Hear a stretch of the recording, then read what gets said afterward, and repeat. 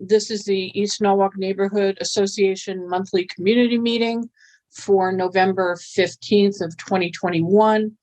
In terms of announcements, those of you who are on the mailing list, the email list for the Walk Bridge project, two things. If you're not on that email list, we highly urge you to get on there. They send out updates every week, and we don't always have the time or the manpower to be able to turn those around quickly, but they'll go right into your email box. So you'll know all the things that are going on about the construction throughout East Norwalk having to do with this project. Most importantly, they've just finalized a full weekend closure schedule, which is coming up this coming weekend.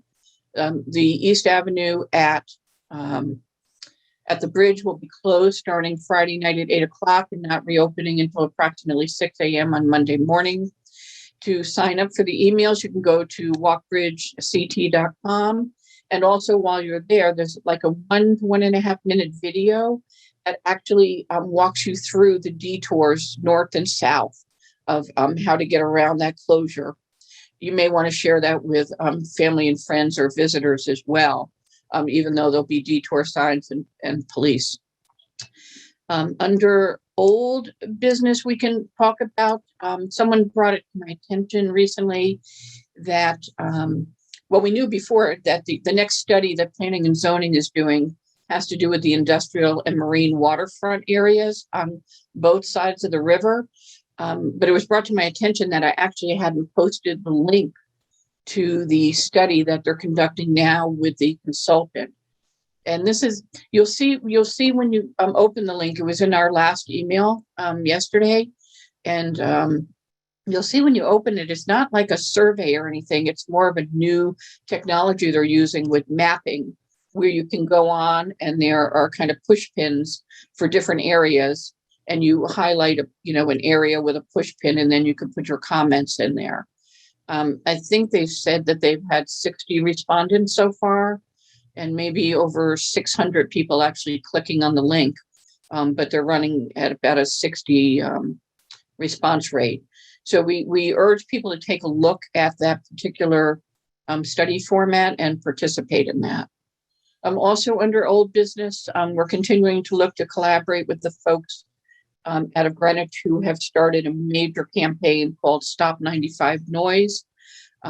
They're continuing to progress through that, dealing with state legislature and other groups. And Sarah from our board is going to be the liaison for that for now. And then for tonight, what we really want to focus on is the East Norwalk Village Transit Zone, EVTZ. That's a rezoning of East Avenue from I-95 to the Mill Pond and some peripheral streets as well. And continue our discussion on the opposition campaign. The reason why we're calling it the opposition campaign is because the majority of folks in our community who are engaged with this are opposed to the plan as it is written. And ENNA compiled a list of 20 items, and we're actually adding to that list now, that represent some of the more serious concerns and recommendations that we heard from the community. And that list has been posted on social media, it's been posted in our emails. We do know now that city staff and elected officials are aware of the list. And of course, they have access to all of our documents, and it will become a formalized document that gets turned into the city relatively soon. And relatively soon, because it is likely that the next and final public hearing before the city votes to adopt this is probably going to be 4 weeks from now. So we're going to talk about that tonight as well.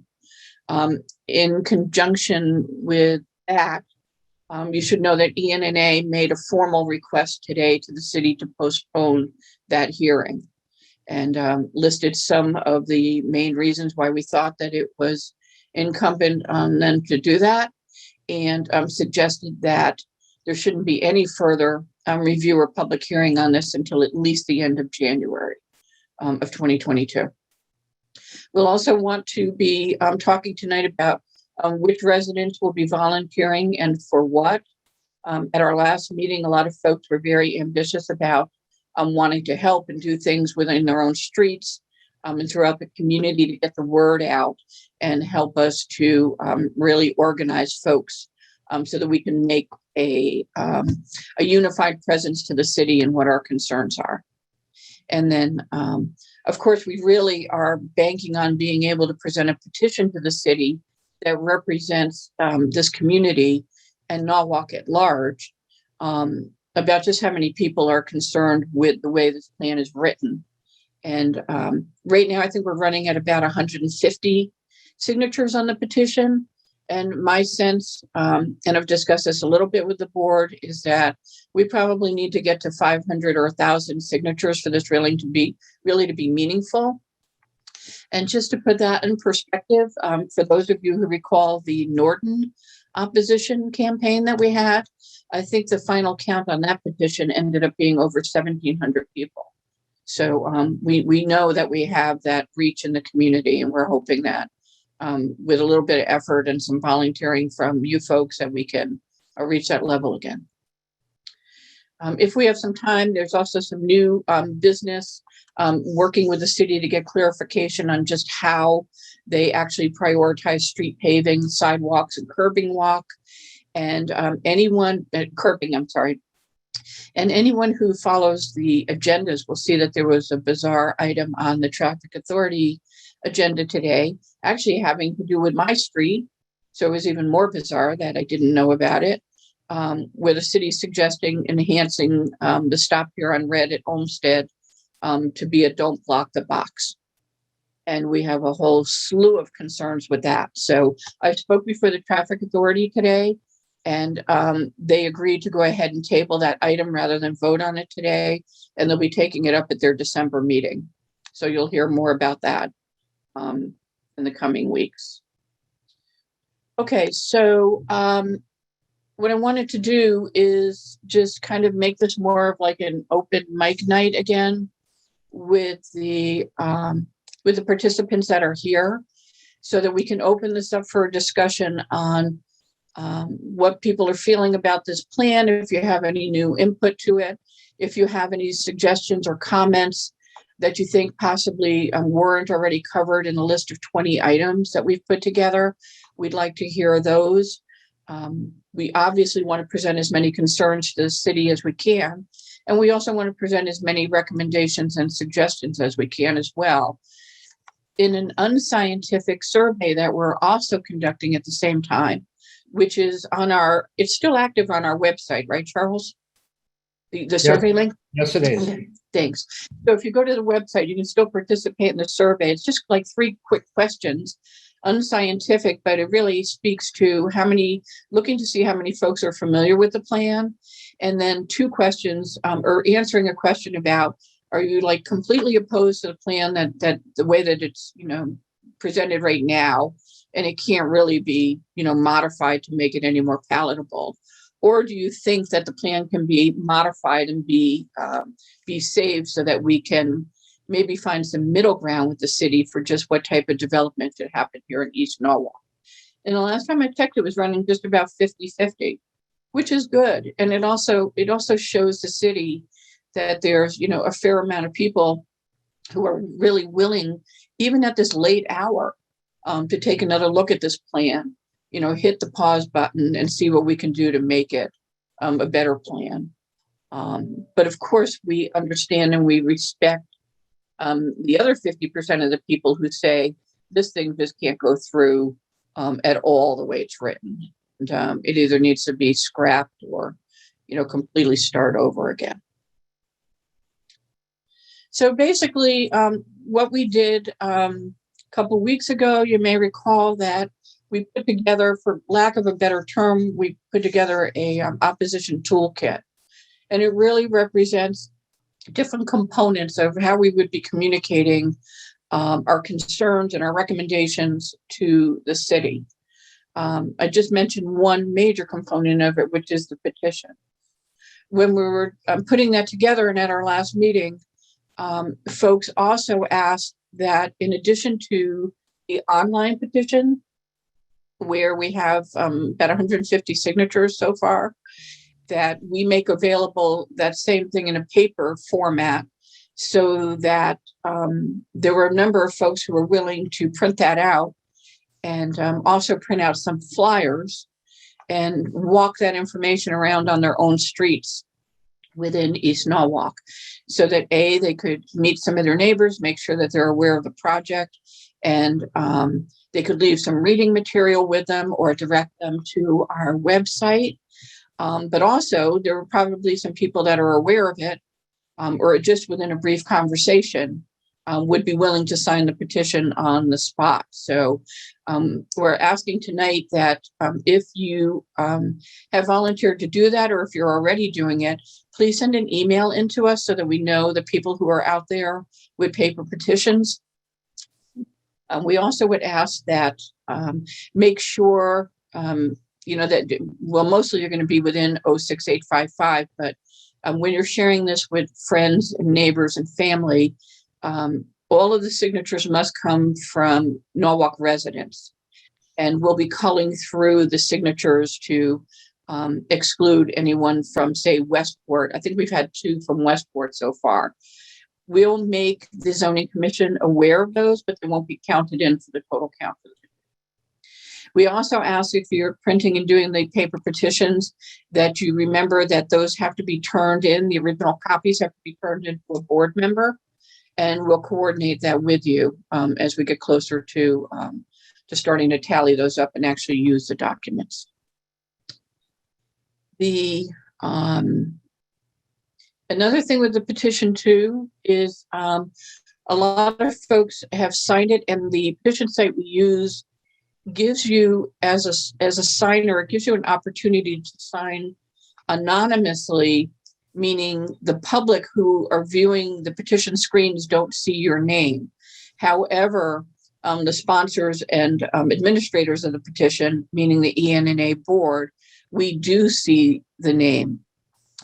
And one of the things that I'll be doing is I'll be sending out a private email to those folks who signed anonymously, and just alerting you that when we go to print this, if we don't have your permission to actually put this on the printed copy, that would be turned into the zoning commission and staff, that we actually can't count your signature. So there'll be another opportunity then for you to give us permission to make your name public on the printed version. I hope that's clear. It's a little bit confusing. It just means that people aren't seeing your name when they go to the screen online, but that we see the name, and that in order for it to count, we would have to be able to print your name on the paper version. And you can email me right away if you want to go ahead and give permission. You can do that at info@eastnorwalk.org, or again, we'll be sending out an email to each of the folks who signed anonymously, just making that request. In addition to the petition, we did a long version of a letter that can be sent in to the elected and appointed officials. And I think that was actually drafted before the election. But I think the addresses for the Common Council as a whole actually stay intact. And of course, we know the mayor is still Mayor Rilling. So you should be able to use the emails that we provided. When possible, you don't have to, but we do ask, if you can, to copy ENNA when you're sending your correspondence into the city. We also do ask, as we go closer to public hearings, we ask that I'm not sure where that is coming from there. We do ask that you include ENNA in the communication so that we can see everything coming through. But ultimately, as we get closer to the public hearing, we will be requesting from the city to provide us scanned copies of all of the written communication that they receive relevant to this zoning change. And then quickly, we have, especially in the Norton campaign, I know that within our community, we have some excellent writers capable of sending letters into the local editors that will highlight this, our concerns. And there's still, a fair amount of people who read our either in print or the digital versions.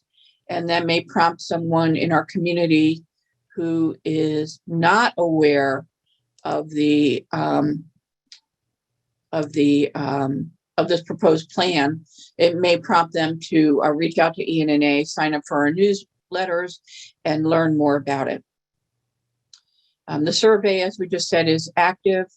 And one of the things that we started discussing at our last meeting was possible actual physical demonstrations at City Hall. While the commissions are still not meeting in person, it makes sense to if we do organize something, to be able to do that on the front lawn because it has high visibility. And, we may be able to garner some interest from there as well.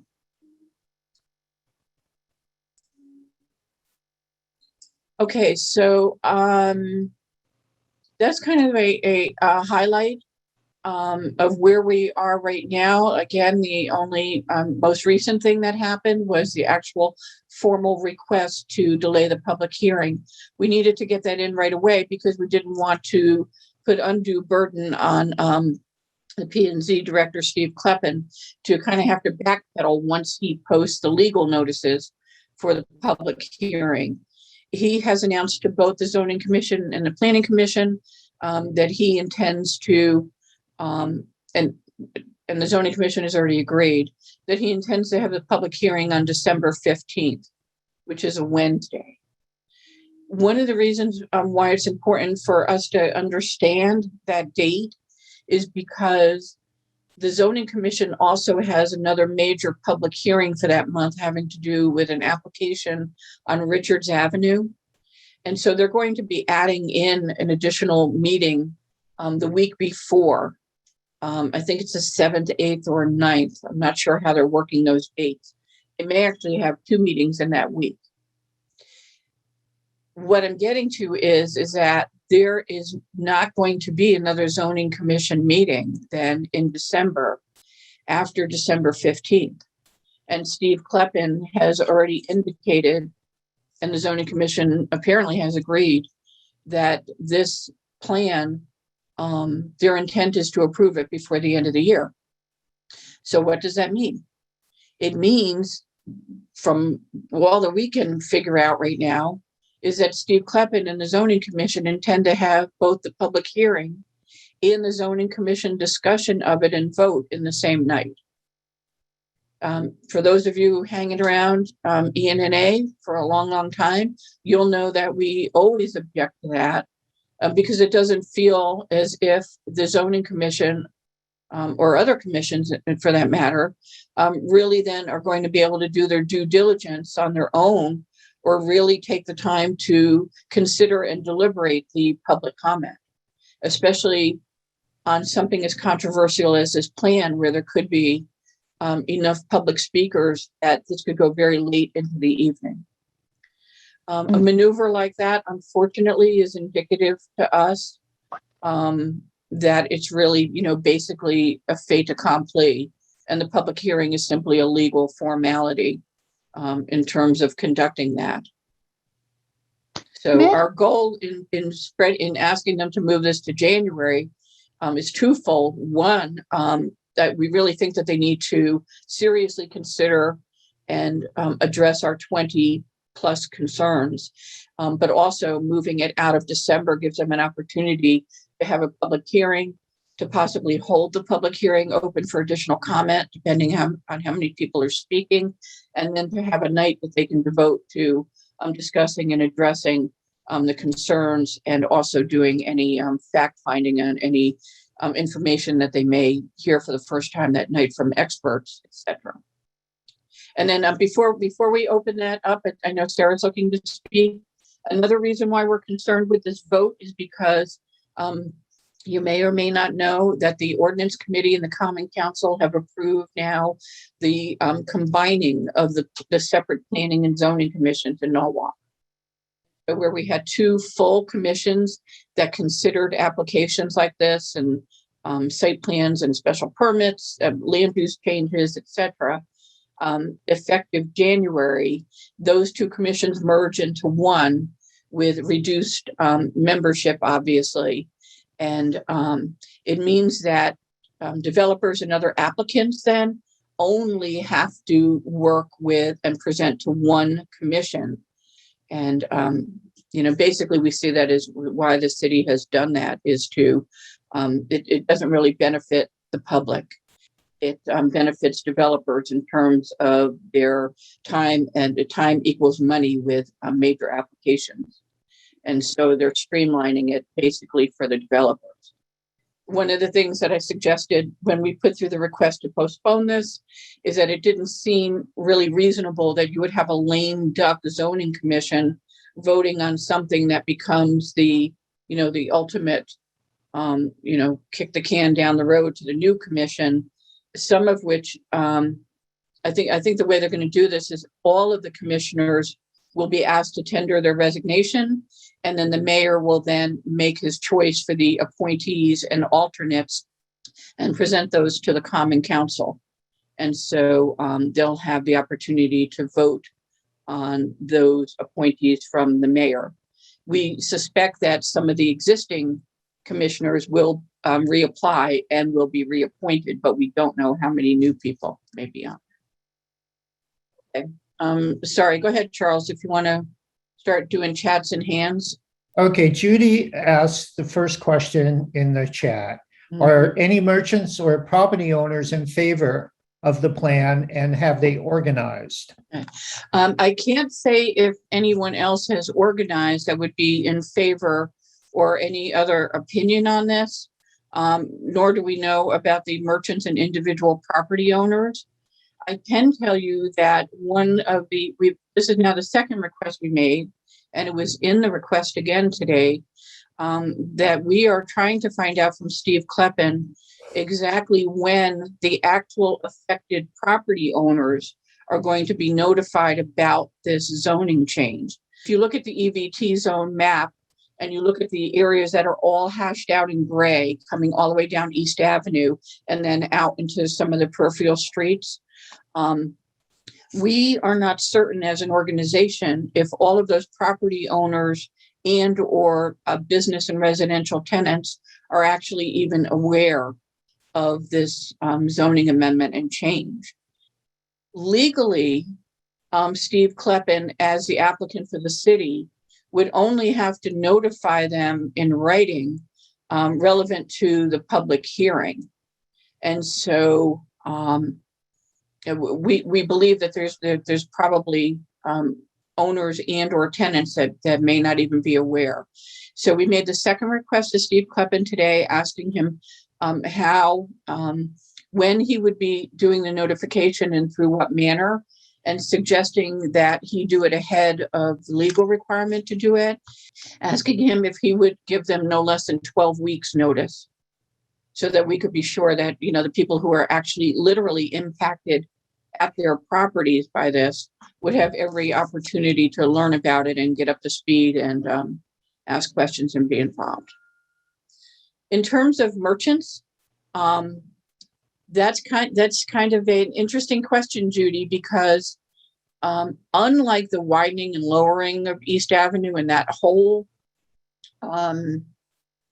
project that we've been working through for like 6 years or so, where it's an extreme disruption to the community, there are probably we would suspect that there are many merchants with many different business types, like service businesses and restaurants, etc., that would be in favor of this because it's bringing in what could be a significantly large amount of consumers that into the community, and many of them within walking distance of restaurants and retail and service establishments. So it wouldn't surprise us, and of course we would agree with it from that point of view, that they would see this as beneficial in terms of having that consumer base in large. Okay, Sarah has her hand up. So thanks. I think one of the things that gets really tough about this, like there are 20 points on the concerns or danger warning list that we've got going on. But in my mind, sometimes it helps to sort of sharpen it up and think, the part that stands out the most to me, and I don't know if it would to everybody, but the part that really stands out is the idea that it's sort of a 1-2 punch to first create this fast track bypass special permit approach, right? So streamlined is a nice word, but it's really a fast track for any developer to go ahead and say, here's the bare minimum of things that are these ridiculous amenities. And now all of a sudden I can go from 2.5 stories to 3.5 stories and add that much more population density and traffic.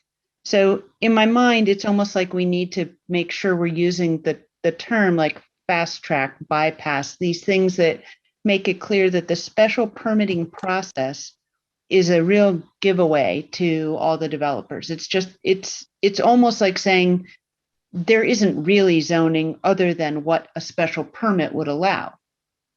And, because they're going to go for that. First of all, why would any developer do anything less? And if special permit isn't special anymore, because it's so easy to attain and you don't have to run it past the public, then it's just the new zoning. It's not special permit. It's just a fast track, bypass the public, bypass any scrutiny game. And the 1-2 punch, that's the first punch. The second punch is this condensing commission so that there's fewer bodies to scrutinize. And now what you really have is it's almost as if the plan means 3.5 stories instead of 2.5. You're really starting there from the jump, and they're not fooling anybody. But when we get lost sort of in all the details around it, and we start talking about square footage, and we start talking about so many things in the details, I feel like that is the high point to me that gets lost. Ironically, the high point. That's the real nut of it, is that this is wiping out any kind of meaningful review and any meaningful restriction, because it makes the special permit allowances the actual bar. That's actually what the plan is the special permit levels. So I don't know how we get everybody to kind of see that and go, holy smokes, who would allow all of East Avenue to actually be at a special permit level from the jump? And that special permit level is just, excessive. So that's one thing. And the only other thing that really strikes me is what I consider to be the absolutely egregious level at which they have ignored the public over and over and over. We go into public meetings, we go into, however many times we get on those public hearings, it's become almost a joke. Even one of the gals said on one of the last public hearings, she said, well, the public has told us we're not listening to them, and, we're not. I think that right there is a very important point that everybody who writes to City Hall, signs the petition, anything, needs to make clear. We've been saying this for years, and this is not a we don't want anything. This is we had all this public input. We created all of the, there were all these workshops and everything, which incidentally, our tax dollars paid for some of that.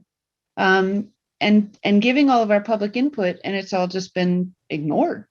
So I think there's two things here. It's the, understanding that the first part that I mentioned about this is just a fast track, bypass the public, special permit for everybody approach. And then the other thing is why aren't we being heard? Because, we really should be. These people serve us. They're our government.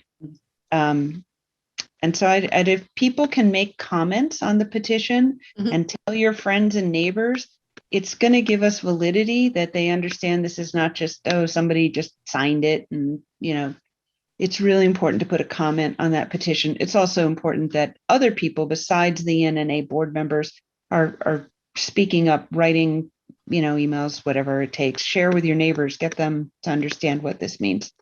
So that's my point. Thanks, Sarah. I'm glad you brought up special permits. I'll bring two things to the table, two that are relatively new. One is that it occurred to me the other day that because of the way special permits work, and I won't get into that whole thing because most of you guys are already aware of this, but what ends up happening is that I do agree with Sarah, this essentially becomes a fast track for them because every developer is going to opt for the the benefits that come under a special permit. But what has happened is that once the first special permit comes in and gets approved using any portion of the criteria that's identified in this plan, the commission would be hard pressed to have any legs or any ground to stand on to deny any subsequent special permit that comes in, regardless of how objectionable, because they're still only going to have the finite list of criteria under which they can consider a special permit. We've seen this, we just saw it with Winfield, and we see it repeatedly through the city. It's one of the reasons why we remind residents all the time that, it's more rare than Halley's Comet in Norwalk that a special permit gets denied. And so it's especially critical in this particular plan, because once the first one goes through, everything else is just going to be the dominoes with it. Just the other day, the zoning commission chair, I'm not going to get it verbatim, but I'll get it close. He basically said that special permits really are not burdensome at this point with this for the developers. And he didn't see any reason why the special permits couldn't be fast-tracked in terms of getting these approvals through to achieve what they think they want this plan to be. I'm going to review that comment again for the content it was taken in, but I've listened to it several times.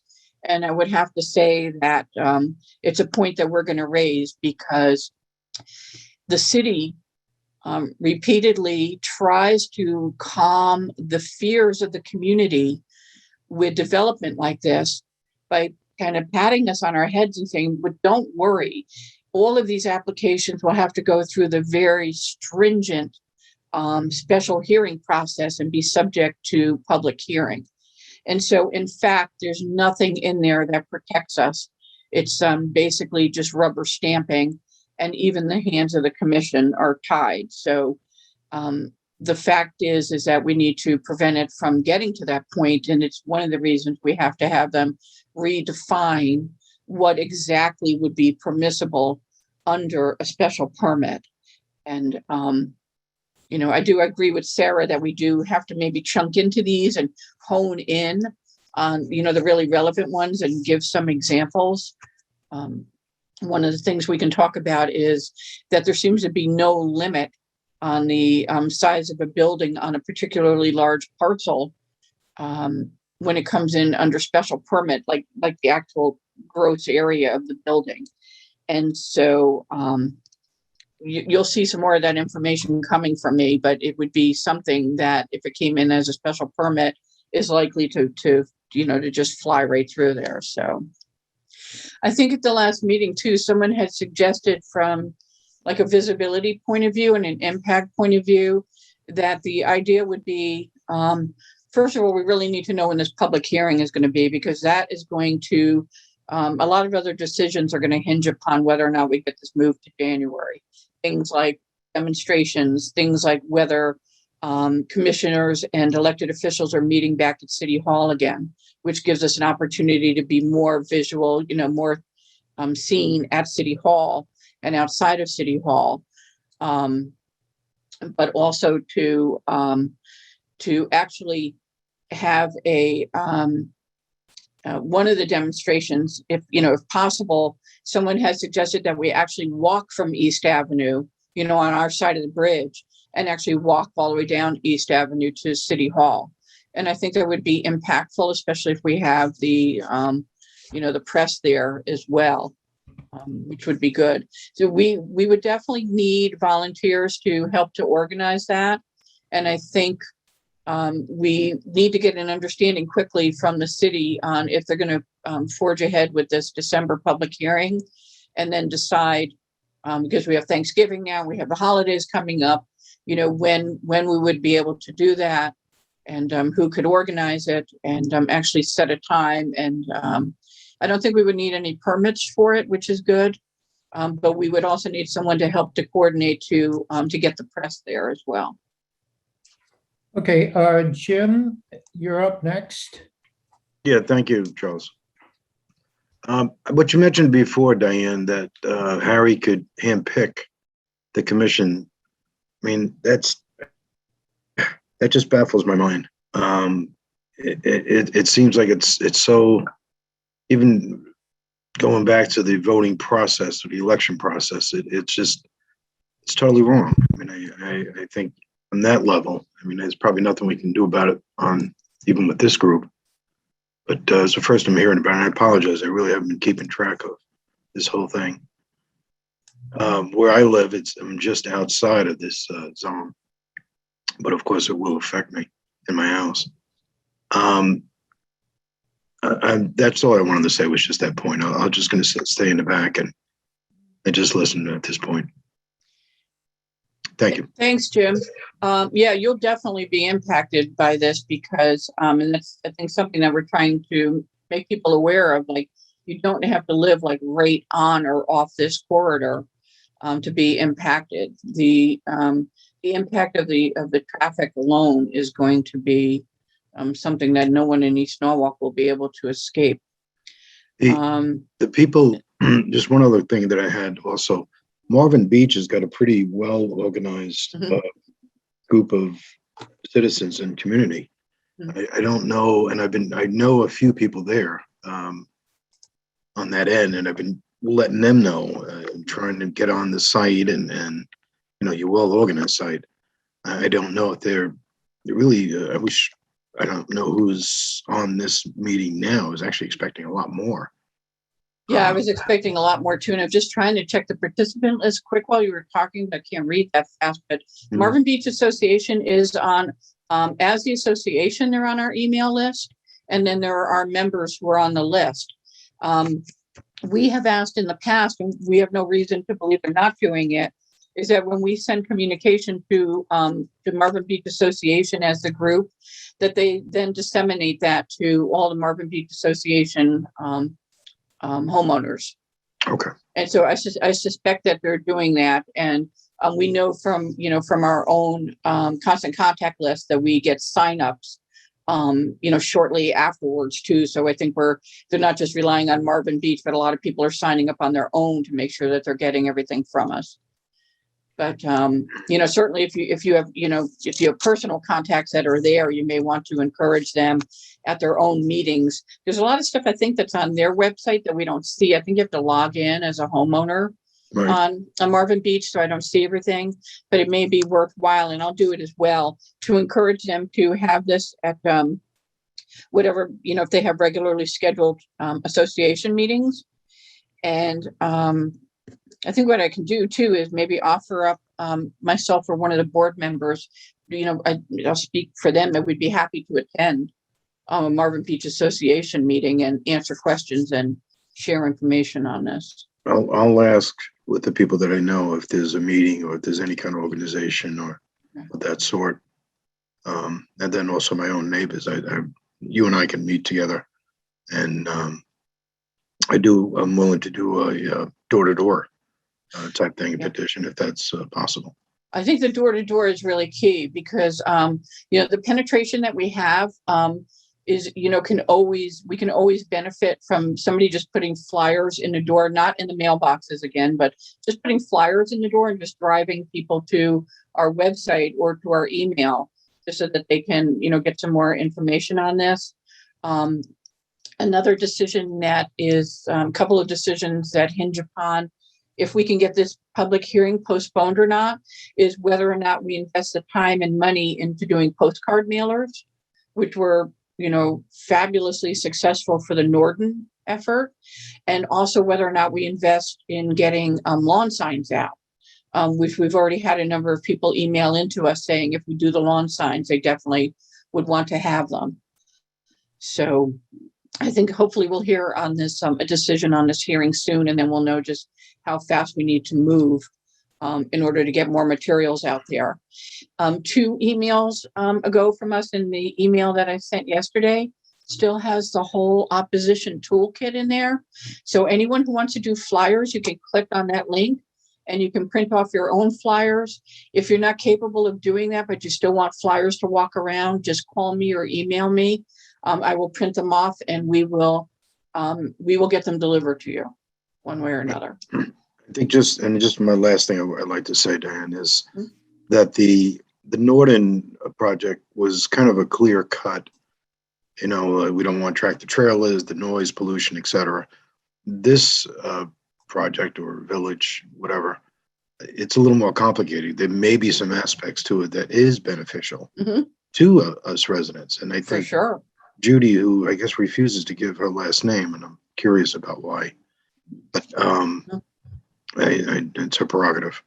But I don't, if there is anything good about it, then as a resident, I'd like to hear it. Mhm. If it's just for strictly business or on that sort, I want to hear that also, I guess. Yeah. But as a resident, I don't see it.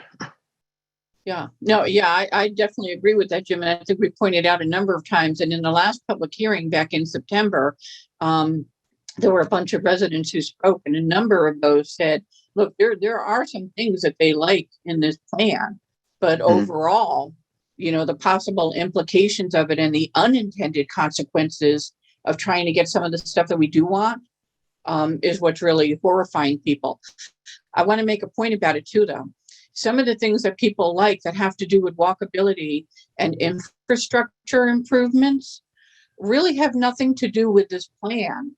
And how this gets laid out is beneficial to the developers. And I'm really upset with the city where they're presenting it that way. The bulk of the infrastructure improvements on East Avenue in terms of better and wider sidewalks, better crosswalks, walkability, all the improvements that are being made at the bridge for commuter pedestrian safety and convenience, and all of those amenities, those items are all approved, funded, and literally underway. The beginning of it right now. They were approved prior to the Walk Bridge project, and now they've been combined with the Walk Bridge project, including all the undergrounding of the utilities. So there are a lot of things that are beneficial, on East Avenue. And I just want people to understand, though, too, that a whole big chunk of that has nothing to do with this rezoning. Those improvements would be happening regardless. And we shouldn't be giving away amenity points to developers for incorporating anything in their plan to get greater height and density that they would have to do, or the city would be doing under the Walk Bridge and the East Avenue improvement plan, if that makes sense. And I totally agree. I mean, it's the old cloak and dagger is typically what it is. You put out one bill or something that's already on the run, like the East Avenue project 20 years ago was talked about. Just like the West Avenue project, which I was involved in. Yep, exactly. I'm glad you brought up West Avenue. It's a classic example because there's probably some people on this call who remember what the original Waypoint proposals were from Mr. Seligson. And it wasn't until CNNA and all the neighborhood associations got together and then actually worked with that developer and that team to actually change what that was going to be. It predates me a little bit. I came in at the tail end of it. But I remember people were horrified, you might recall more, Jim, at what the original drawings were for West Avenue. I mean, it was, horrible. And so some people may not agree with the way it ended up today. I have some serious concerns with it. Like, it doesn't, really talk to walkability and community when you have, courtyards with stuff that's, it seems private. You don't know if you can walk in there, etc. But it's a far cry from where that thing, started from the renditions that I saw. I don't want to occupy a lot of the time, but I've on the West Avenue project, I was working for the electric company and I did all the electrical design for that up to 95 and even a little bit beyond. And I saw kind of the internal workings of the meetings and utilities and the politicians. And I wasn't impressed back then. That goes back 20 years ago. So and now it seems like it's even worse. Yeah. Anyway, it does seem, the tables are stacked against us. Before we go on to the next person, I do want to mention something, though, about this upcoming combined planning and zoning commission. First of all, commissions, in this city, under our form of government, our commissions and agencies, boards, authorities, etc., are all appointed. None of them are elected. And so the way that works is that there are mayoral appointments. All but one of those, I believe the city clerk, I guess, all but one must be approved through the Common Council. It would be beneficial for all of this to be held off until the new commission is seated, because we would have an opportunity then before the Common Council to be able to comment on the appointees that the mayor is going to put before them. And, whether or not that we think the person, can be impartial and unbiased. And, is it someone who's already been involved in this and for all intent and purposes appears to be in favor of it despite the public input, etc. We can't do that right now with the sitting commission because obviously there's no, avenue for us to do that. But in January, there would be, because we can speak at the Common Council as the appointments are made by the mayor and they come up for vote on the council. Just a fun fact on the side there. I don't really want to be Debbie Downer here, you guys, but I will say that if at the end of this we have, 150 petition signatures and a couple of emails and maybe a few folks out with some signs on a Saturday morning, that's just not going to cut it in terms of raising awareness and being visible to the city. And that includes, I realize that there's separation of powers between zoning and the mayor and the Common Council. But I also think that I think that our elected officials, bear some responsibility in maybe not speaking specifically to this application, which may be crossing the line, but they certainly can speak to the fact that residents need to be heard. And to Sarah's point earlier, that really is one of the main crux here of the situation, is that so many people are frustrated now because they participated on a number of levels in this and feel like not only didn't they get what they, thought that they wanted, but they're looking at a plan and they're seeing so many of these things in this plan that they specifically did not want. And but if we only really end up now with the board of the ENNA doing the heavy lifting and just a few folks in this community, helping out to really mobilize, this is just not going to go anywhere. And it's one of the reasons why I think I was pretty deliberate in, getting this toolkit done so that it would provide an opportunity for people at every level of comfort and time and ability to be able to do something. And that's, what we're hoping for. Okay, Sarah, is that Sarah's hand up? Yes, it is. Okay. It's probably me again. Yep.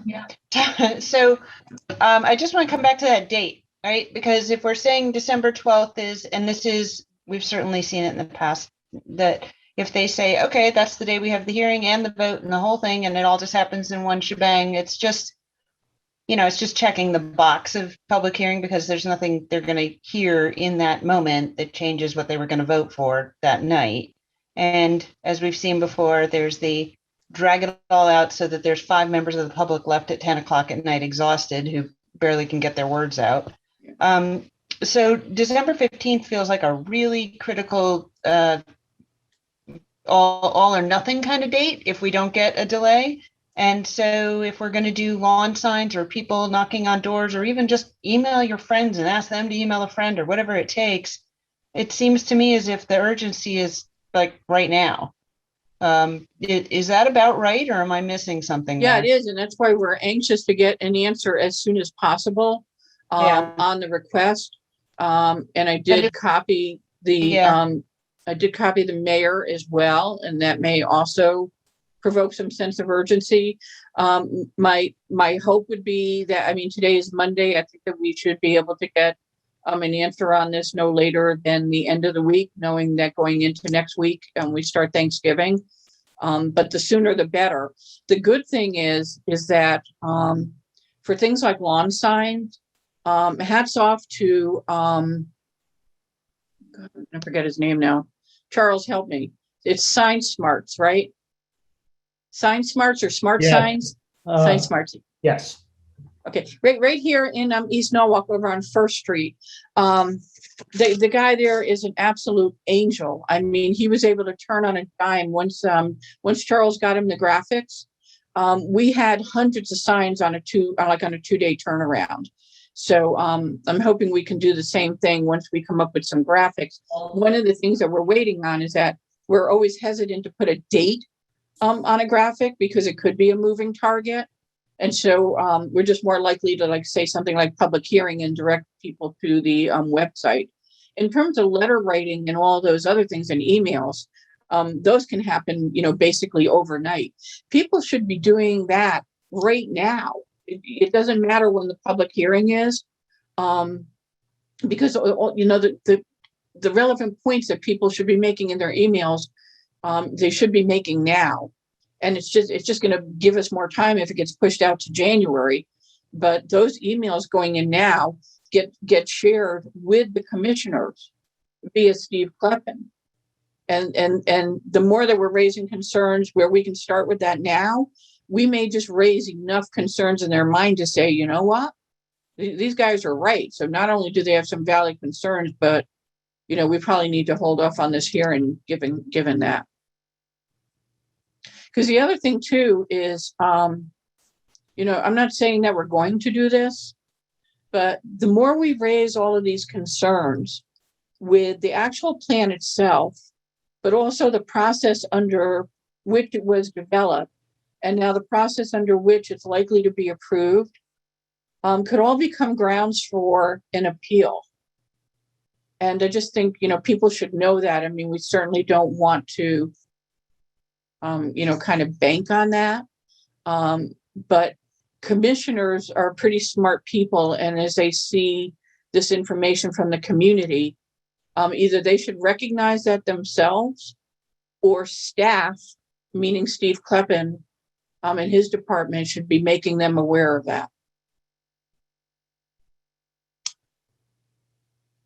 I think it goes back to another one of the components that made us.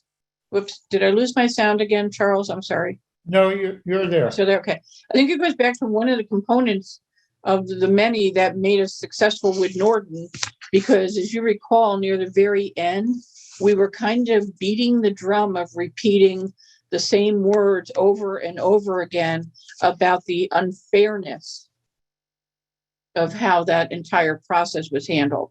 And the reason why we kept doing that, and probably someone in the legal department of the city made the commission aware of it, is that when and if these things go to appeal, one of the main components that that judges look at is the litmus test of fairness, literally. So those points are important. Hi. Hi. Hi, Dan. How are you? Hi, Mimi. I'm good. Hi. How are you? I'm good. Thanks. This doesn't necessarily have to do with, how to get residents more engaged. But as you were talking about Norton, I remembered that the Norwalk Department of Health actually stepped up and got involved about the environmental issues and the traffic, like the negative unintended consequences of, in that case, it was trucks, right? It was going to be a truck route, Right. endangering pedestrians, making it not walkable, bikeable, pollution, environmental pollutants. Mhm. A lot of those things are going to be happening if 1,200 apartment units gradually get phased into that East Avenue corridor. And as we know, there's not a holistic traffic feasibility study that's even on the table, right? As far as I know still, despite everybody bringing attention to that, wait a minute, can that corridor even handle the amount of vehicular volume that will be coming in with that many units that are proposed? Have you heard by any chance from the Norwalk Department of Health regarding this EV, this, what are you calling it? EVTs, East Yeah, Norwalk Village? Yeah. Have you heard EVTZ? I'm so glad you brought EVTZ? this up, and I'm going to add this to the list, Mimi. I'm trying Thank to learn all you. this. EVTZ. EVTZ. I can't do it EVTZ. without looking at it written down somewhere. So you Yeah. just call it the village zoning there. I'm glad you brought this up, because maybe this could be another potential It can thing be in our, yeah, a tool in your toolbox. Because now this is we wouldn't have heard is, we wouldn't have heard from them, just so you know that. Okay. So we would have to be reaching out to them. Right. We were lucky enough before to have a board member who also saw that we were communicating with them and willing to take up the cause. I mean, a board of health member. Right. This one would be interesting. I think that I can at least reach out to the health department director, Deanna, and Right. to the board of health, and Right. just broach this. One of the you just identified the problem yourself, though, actually, when you were talking, because you said that we don't have, and we're not going to have, a comprehensive traffic study from the city in terms of the impact of this, Right. because Steve Kleppen hasn't provided something that's kind of a justifiable examples of a build out. And so the city only looks at traffic studies. In this case, they look at traffic studies on an applicant by applicant basis, Right. on its own merit. So as each special permit comes in, Yeah. they define through that traffic study how many cars it's going to generate, how many trips. Right. But I'm liking where you're going with this, Mimi, because there's no reason why we can't raise the issue with the health department and the board of health to say that because the potential is there for 800, 900, 1,200 apartments, and that much more retail, restaurant, and businesses, that Right. we think this is going to have a significant impact in the vehicle activity, even if it does encourage walking. And so we have a concern with emissions, air pollution at the very least, especially since, don't forget, the East Avenue plan, the widening lowering plan, actually adds another traffic light to this corridor at Fort Point. I think they're still dancing around the possibility of eliminating the one at Myrtle, which may seem insane, but at least at this point, now you have another traffic light, which Oh my the God. EPA, discourages, because every time you have to, stop for a traffic light, you're just spewing idling fumes. And in fact, removal of traffic lights and other measures that calm traffic safely, they actually fund through grants. So thanks for this. I'm going to run with this. It may get us nowhere, but at this point, there's probably a whole bunch of logical stuff we need to throw up against the wall and see what sticks. If nothing else, we may be able to get them to write a letter to the commission just saying that this amount of development in this corridor that's already impacted severely by I-95, that they would have a concern with it, even if because that corridor too, wasn't it, isn't it in the, what's that whole crash repository, whatever, for the state? It's one of the most accident prone routes in Norwalk too. That, and also the air pollution factor too. If any of you guys walk East Avenue, especially in the summertime, oh yeah, it's brutal. If you get anywhere near I-95, it will gag you. And if you go over the bridge, heading towards City Hall, it literally, the fumes are actually, it really gags you. And so adding, more vehicles and more idling, emissions in this area is not going to be good. From the traffic point of view, we probably can go back through the traffic authority and the police department and just ask them to do an analysis of the percentage of increases of traffic accidents just based on the increase in volume. So somewhere, hopefully somebody would have statistics that say for every 10,000 cars you add in a corridor that size on a daily basis, you have another, yada, yada, fill in the blank.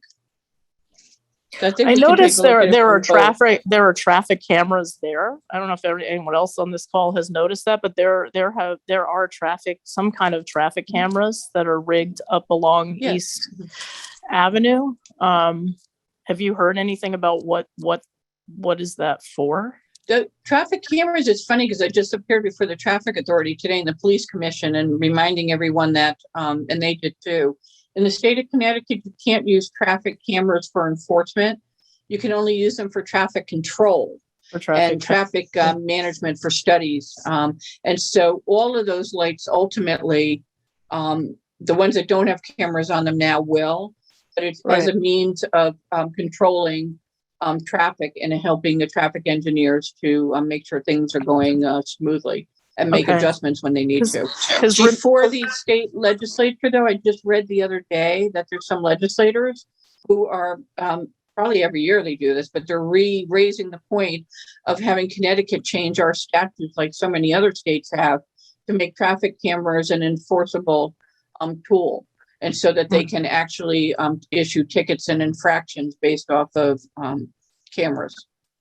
Okay, because I remember I told you I had written a letter to Norwalk Traffic Authority, basically talking about the trucks and the, Fitch East Ave intersection. And can we get cameras up there? Can we? And I wasn't able to speak at that meeting because I had a engagement with my son.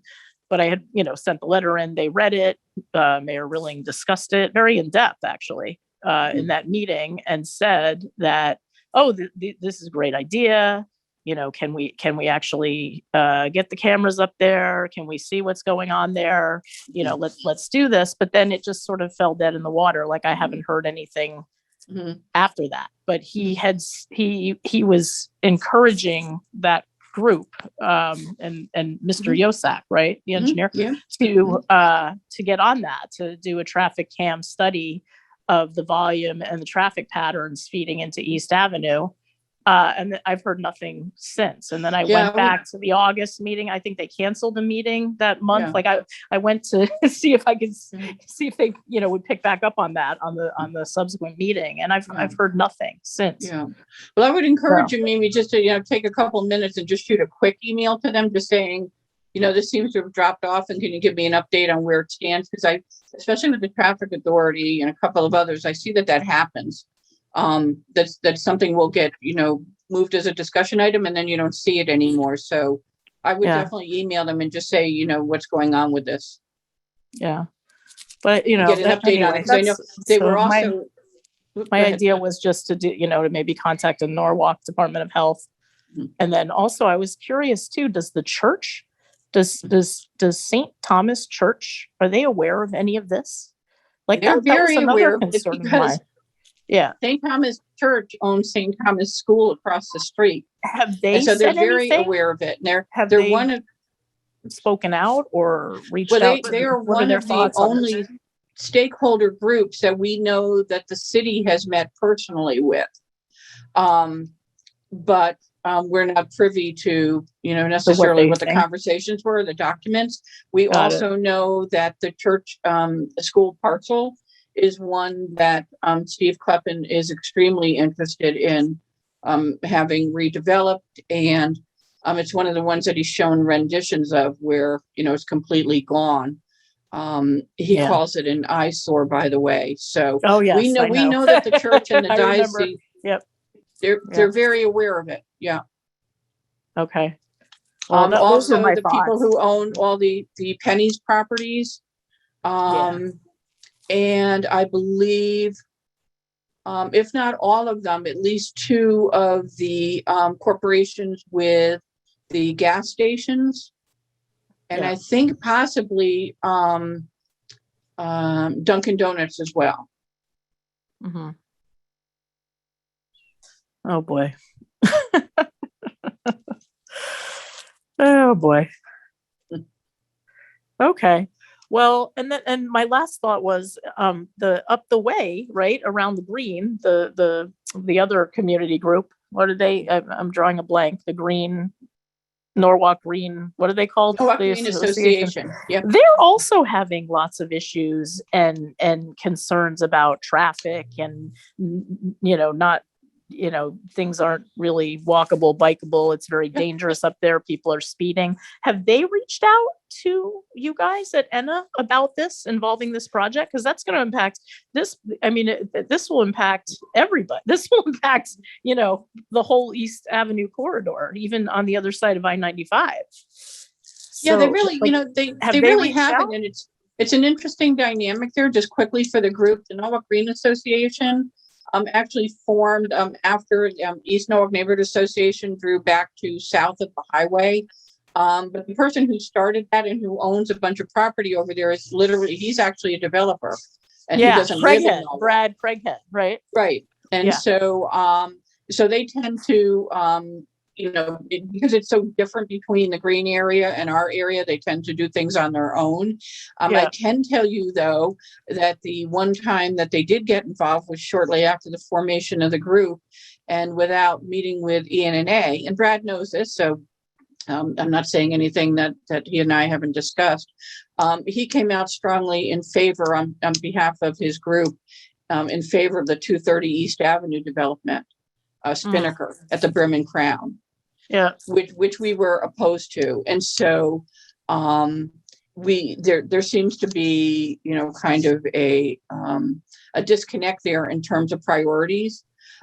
We do support, I don't think we wrote any letters on it, but we certainly, as a group, support the pedestrian type stuff that he and the Wall Street group were able to put in over there. I know some of the neighbors were upset with the new crosswalk and everything. But he really wanted to, his focus is on building a community there. And that's why he buys up the properties and redevelops them. And one of the components was making sure that it was safe and walkable. And that's why they put their efforts into the crosswalk and those improvements. No doubt he would support similar measures in East Avenue, but I would suspect it would be more from a developer's point of view than residential. Okay. All right. Well, those were my thoughts. Speaking of which, too, you'll see in some of our points, another thing that I'm raising that was in the last review that Steve Kleppen did with the Zoning Commission is that we had an expectation that sidewalks in East Norwalk, especially in the EVTZ zone, would ultimately match the new standards of what we were expecting, which is a 10-foot wide sidewalk that's split between 7 feet unobstructed, meaning no telephone poles and, all that type stuff, and a 3-foot / snow shelf buffer to the road. Steve Kleppen had actually cut that way back. He was looking at 5 and 2 originally for 7 feet. And I think right now he's at 5 feet and 8 feet. And so our preference would be to go back to what we thought DPW had in the infrastructure plan, which is to go to the 10, which is the 7 and 3. So I'm going to recheck those stats. But obviously, we want wider sidewalks with bigger buffers than we do traffic lanes, which only encourage speeding. Yeah. So if one of the goals is walkability, you don't build a community that has short sidewalks that 2 people with strollers can't get by with somebody walking, and you don't add a massive amount of cars on a road that's going to make it dangerous and unhealthy too. No, and then they also have inadequate parking requirements attached to all these buildings, right? So there's probably going to be spillover on side streets. Yeah, and it just. It's another side note to that too. Mimi, unbelievable. I'm just thinking of some new things that came up already. They are looking to reduce the setbacks and parking and stuff. And they're also talking about lowering the amount of amenity points you would need on a smaller parcel. So we haven't even gotten to the approval of this. And already anything that's in this plan that even halfway protects us is already being looked at as being reduced. And so, and and some other Well, things that but are you said that ridiculous are Kleppen being. said that bring- the people are already chosen, correct? You had said in your email, I think the last Senate email, that there are already Kleppen had been quoted as saying that Yes, there are already developers that are chomping at the bit, that are already Yes, being, have been exactly. spoken to. I'm convinced they've been spoken to as long as since 2018, because that's what, when yeah, for when I sure. asked Mr. Cecil, the first guy from Harriman, the consultant, I walked up and I said, come on, you already Right. do you have your developers, have there already been developers, talking with you about this? And he kind of sheepishly said, well, yeah, and I'm like, well, there you go. Well, I mean, developers, don't so- forget though, in all fairness, so Mimi, developers are a stakeholder group. I Right. mean, it would be bizarre. And in fact, I probably would object to it because they should have input. But they shouldn't Of be having course. input behind closed doors that we're not privy to. Well, that's when what, when yeah. you know that the rest of the stakeholder group meetings have all been open. Right. So yeah, no doubt. I mean, developers, handwriting is all over this plan. You could read, if you read the design guidelines and the text amendment word for word, Yeah. just about everything that's in there is of most benefit to a developer and not to us. And Right. some of the things that Steve Kleppen has changed in the past few weeks are beneficial to the developer and now lessened what Right. protects us. Right. He even It's what actually, they can do. It's what they can do, and not the other way around. It's what they want to do. and the right, or other what day they he will do. actually increased the number of points. Don't forget, if this point system stays in there, and it's going to, there's not a very high threshold for a developer to get to the number of points that they're calling sustainable amenities to be able to achieve the maximum height and density. The other day, Steve Kleppen actually just increased the number of points on a rain garden from 2 points to 3 points. On a rain so, I garden? mean, what? A There rain we go. garden. What So- the hell is a rain garden? Sorry, people. What's a rain garden? It's classified as sustainable. It's a collection of water that ultimately then is used as a source for greens, or literally gardening, or reused Okay. as water Okay. in a sustainable green environment. Oh boy. So Okay.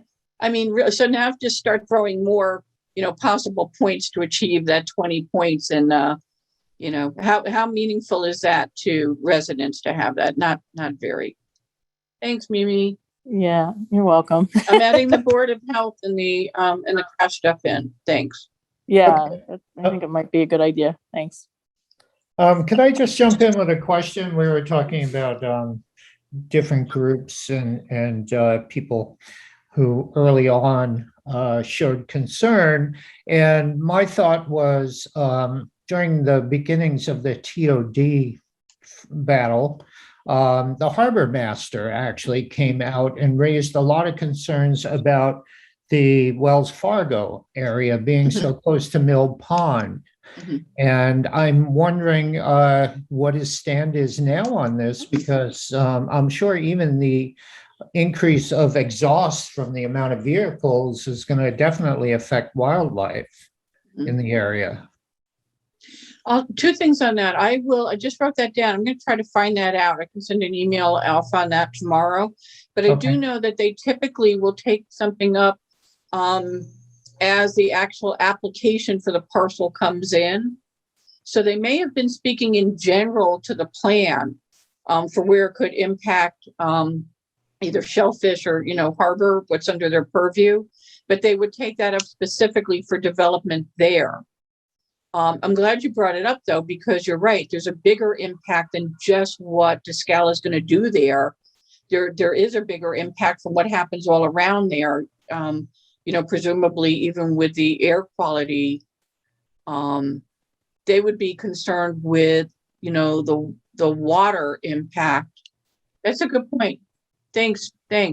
Sure. I'll get an email off to them tomorrow. Great. If this public hearing is on December 15th, that's a Wednesday. And I would like to either move our December 20th meeting up to December 13th, so that it's right on top of the public hearing and it gives us an opportunity to finish any organizing for that. One idea that we have is for a number of different people in the community to volunteer to take some of these really relevant points from the 20, maybe not all 20, and to Sarah's point, certainly to hit the big ones, so that we can line up a series of speakers for this. But I think that we would need December 13th to finalize everything and to react to any new information that Steve is going to present to the commission that Wednesday. And it would either be in lieu of the December 20th meeting, which is right on top of the holidays, or in addition to, if for some reason we had to scramble on the 20th for, like, let's say they hold the public hearing open. So if you could write down December 13th, then as the possible special meeting for ENNA, I'd appreciate it. And hopefully we can have a large group. Other than that, everything will basically be via email. Thank you to the board and wish everybody a happy and healthy and safe Thanksgiving with your family and friends and everyone. And we'll see you via email. Spread the word, get the effort going. Let's hit the brakes on this thing. Go back and see what's good in this plan, what needs to be modified, and how we can move forward with something that's going to benefit East Norwalk and really be a win-win-win for us, for the city, and yes, for developers that are interested in coming in and making some improvements and, you know, providing the type of development that's beneficial for our community. Thank you, everyone.